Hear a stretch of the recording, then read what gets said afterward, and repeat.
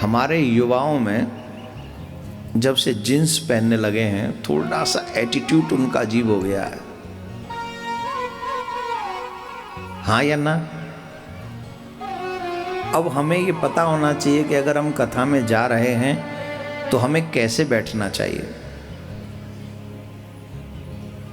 और कहाँ बैठना चाहिए। आई एम सॉरी टू से, अगर किसी को बुरा लगे तो बुरा मत मानना, क्योंकि आज मेरा काम है, मैं इस व्यासपीठ पे बैठा हूँ तो मैं चाहूँगा कि मेरे भारत के युवा को अपने संस्कार मालूम होने चाहिए, चाहे और किसी को मालूम हो या ना हो, आई डोंट केयर। अगर सामर्थ्य है तो नीचे ही बैठना चाहिए, कुर्सी पे कोई बैठने की आवश्यकता नहीं। जब तक सामर्थ्यवान हो तब तक नीचे बैठ के सुनो कथा, और कोशिश करो कि एकदम मौन रह के कथा सुनो। कुर्सियां उन लोगों के लिए लगाई जाती हैं जो असमर्थ हैं, जिनको नीचे बैठने में असुविधा हो। कई अवस्था ऐसी हो जाती है, पीठ के परेशानी होती है, पैरों में परेशानी होती है, वो नीचे नहीं बैठ सकते, उनके लिए कुर्सी और सोफे थोड़े बहुत लगाते हैं इसीलिए। लेकिन जो सामर्थ्यवान है, जो नीचे बैठ, अब देखो मैं चाहे यहाँ बैठा हूँ इतने ऊंचे पे, लेकिन आप इसको कुर्सी और सोफा नहीं कह सकते। तो व्यास आसन है, थोड़ा सजाना पड़ता है, परंतु चौकड़ी मार के कथा कहने में और चौकड़ी मार के कथा सुनने में जो आनंद है वो कहीं नहीं है। पैर लटका के क्या मिलेगा आपको? वैसे ही लटके हुए आधे से ज्यादा तो, अच्छा नहीं लटके हुए, बताओ ईमानदारी से, आधी से ज्यादा जिंदगी लटकी पड़ी है। बड़ा मुश्किल से कभी कभी खींचातान में ऊपर आ पाते हैं, फिर नीचे लटका दिए जाते हैं। और चिंता मत करना, वो नरक में भी लटकाने वाले कई नरक हैं।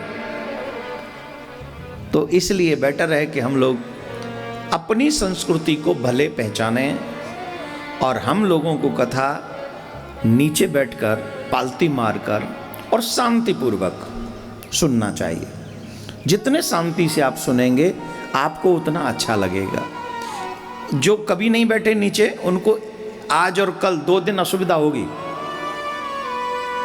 और परसों से आप स्वतः ही कहेंगे कि जो आनंद यहां आ रहा है वो वहां नहीं आया। मैं लिख के दे सकता हूं इस बात को। कहते हैं ना, practice makes a man perfect. जब तक प्रैक्टिस नहीं करोगे किसी चीज की, तब तक आप परफेक्ट नहीं बन सकते। तो प्रैक्टिस करें, ऐसे बैठें और झुकें भी ना। युवाओं से कह रहा हूं, क्लास में कैसे बैठते हो, और वो भी एग्जाम के दिनों में कैसे बैठते हो, ठीक वैसे बैठो, अलर्ट होके। जैसे एग्जाम के टाइम आप अलर्ट होके बैठते हो, ध्यान रखते हो कि एक भी अक्षर इधर का उधर ना हो जाए, वैसे ही यहाँ भी इसको एग्जाम क्लास समझो और अलर्ट होके बैठो कि मेरा एक भी वर्ड, व्यास जी का एक भी वर्ड मेरे कान से इधर से उधर ना हो जाए, क्योंकि एक वर्ड मेरी जिंदगी संवार सकता है। एक वर्ड, एक शब्द मुझे मेरे गोविंद से मिला सकता है। एक शब्द। रत्नाकर ने सिर्फ राम ही सुना था, वाल्मीकि भाई ब्रह्म समान, राम सुना बोला मरा, लेकिन वाल्मीकि भाई ब्रह्म समान एक शब्द ने तार दी। और यहाँ पूरी कथा सुन लेते हैं, फिर भी वहीं के वहीं बैठे हैं, कुछ हुआ ही नहीं। हुआ इसलिए नहीं क्योंकि हम अलर्ट नहीं हैं। अगर हम अलर्ट होते तो हमारे तो पता नहीं कितने पूर्वज तर गए होते अब तक। क्या बोलना पड़ेगा?